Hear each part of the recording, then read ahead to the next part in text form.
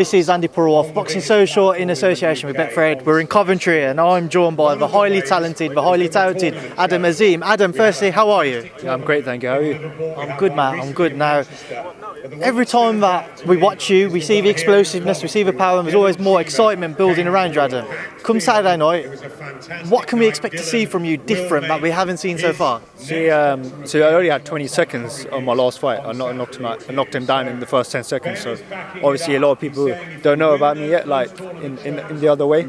So like eventually more fights I take, the more harder it gets, and you guys will see the whole of the talent and how I get built. And it's great because you guys, this is just a start for me, man. Adam, Shane's spoken very highly of you throughout your career, and I've spoken to him on and off camera, and he said you're one of the most exciting prospects he's worked with, and he sees you going all of the way. Do you feel there's pressure being put on you, or are you thriving under that, especially with what you're producing in the ring? See, do you know what I normally do? I take that in, I suck that up, and then even when in training, I think about what people say about me. I drive more, I'm determined more, because I won't let that get to my head, because I always want to stay grounded. So I take that in and drive even more to prove a lot of people why Shane says that to me. So Adam, going on Saturday night then, what do you know about your opponent and what you're hoping that he brings out of you? See, he's from Belgium, he's a European fighter.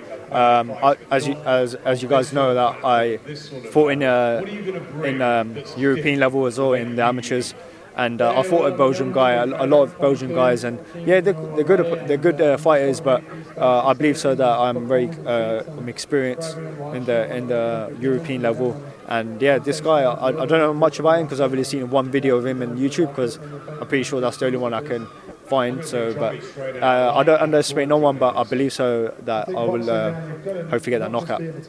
Provided you're successful on Saturday night, Adam, what could be next for you? When do you expect to start stepping through the levels with more recognised names, shall we say? Because I know you've sparred a lot of highly talented and world level fighters. I know you prepared Joe Cordina for his bout with Kenichi Ogawa, for example. So you've shared the ring as a pro with a number of high level athletes. Yeah, definitely. Like after this fight, we're looking at big fights after this.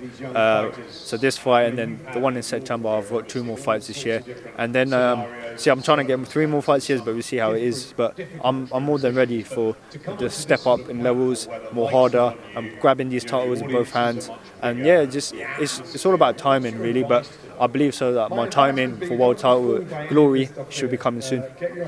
One name that was bandied about for yourself was Rylan Charlton. Now, do you know as to why that fight wasn't made for at least this card? Do you know what? A lot of people have been talking about that on the socials and this and that. But see, I was going to fight for the youth world title. You can't fight for a youth world title.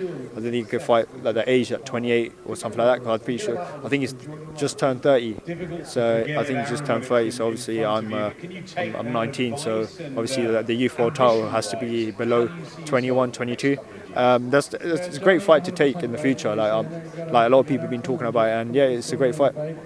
So obviously, do you imagine down the line you could still cross paths maybe in 2 or 3 fights time just for a different belt? Yeah, definitely. Like I'm gonna hopefully go for it'd be nice to go for like the British or. Obviously, I can't go for a British till I'm 21. I'm still 19, so be like nice that Intercontinental or the Commonwealth or something like that would be great. I mean, how quickly do you expect to see your career progress, Adam? Yeah, like you guys are seeing me, how many jumps I'm taking, how many what opponents I'm taking as well. It's like it's all coming together. I've got one of the best trainers in the world, so I believe so that I'm capable of taking big fights. I've seen a certain Johnny Nelson make some comparisons to Prince Naseem Hamid, and I know others have with yourself as well. Again, big names being mentioned alongside yourself. What do you make when people mention yourself alongside somebody like Naz, who's regarded as one of the best boxers of all time? Yeah, it means a lot. Like obviously with Prince Naseem, he's a legend in the sport, and yeah, getting my name comparison with him is brilliant. And also I like Amir Khan. Amir Khan's been my idol since I was young, and I think he's coming on Saturday to commentate on my fight, so which is brilliant. Like I want to put on a show and impress him as well. I mean, mentioning about them, what type of advice has Amir given you so far in your career? Yeah, he gave me great advice. Like he goes, take your time. He's told me a few tips on how fast hands as well, and it's about like he's gave me a lot of tips. That like he's such a lovely guy as well. I've never met such a lovely guy like him. Obviously, Amir's recently announced his retirement. Adam, as I know you've just said, he's somebody you've idolised growing up. Do you feel like he got the recognition and the credit he deserved from his career? Or do you think it's something that will happen now that he has retired? Do you know what? He got the recognition. Like he's a massive name in the country. Everywhere you go in the country, everyone knows Amir Khan. Like even anyone down the street knows Amir Khan. Like he's won two-time world champion, and he's done a lot for the sport. And he literally went to I think he went to the Olympics, won silver, and that's when he opened the doors for the British Asians and other people that were into boxing. He opened the doors for all of them. Just to stick with your division, Adam, obviously Devin Haney become the undisputed lightweight champion a couple of weeks ago. What did you make of his performance and his win? Do you know what? It was such an easy win for him. I've never seen the most easiest undisputed fight ever, because Gambosis can't fight front foot. All Devin Haney was doing just step in, one step back. That's all he was doing. But see, I think he'd probably fight for the IBO. I think he wants to go for the IBO now. I think he wants to grab all of them. But pretty sure undisputed he's got all the belts. So, but I think he probably wants to go up and try and unify with the other and get the other belts as well. Obviously, it's entirely down to Devin what he wants to do. But the rematch, it seems like George wants the rematch. So I don't know the stipulations around it contractually, but you'd imagine that if Devin wasn't to face George, you might have to vacate and then move up. But what do you think? It's the right move on George's behalf to rematch Devin? I think it would be the same outcome.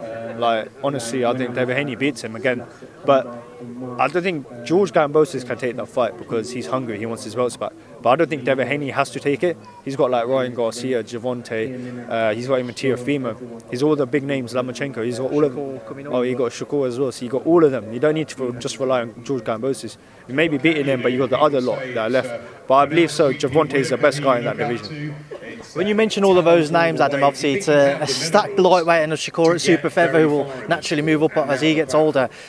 But how excited are you for when your time comes to try and mix it with those guys? Yeah, definitely. Like I can't wait. Like it's obviously I've still got a long way to go, but obviously eventually my day will come.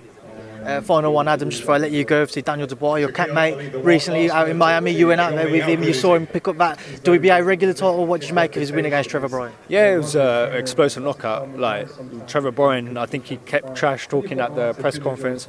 I knew for a fact once Daniel hits him, he's going down. And what a shot that was, right on the button, right on the chin, and he went down.